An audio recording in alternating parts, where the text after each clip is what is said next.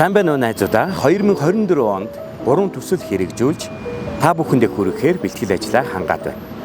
Нэгдүгээр төсөл маань миний аав Шавхигийн норуу эмзэн гэж Монголын үндэсний радио телевизийн нэвтрүүлэгч хүн байсан. Аавынхаа Монголын радиод бичиж үлдээсэн тэр гайхамшигтай уран бүтээлүүдийг дахин сэргээж YouTube, Facebook сувгаараа та бүхэндээ хүргэх гэж байна. Энэхүү бичлэгүүдийг хуулж авахд надад маш их тусалцаа үзүүлсэн Монгол Улсын соёлын гавьяа зүтгэлтэн бэлгээгчтэй баярлалаа гэж хэлмээр байна. Хоёр дахь төсөл. Радиод ажиллаж байх хугацаанд зочны нэвтрүүлэг би хийдэг байсан. Энэхүү нэвтрүүлгүүдээ би подкаст хэлбэрт оруулан та бүхэндээ хүргэх гэж байна. Их сонирхолтой, их гоё зочдтой уулзах болно.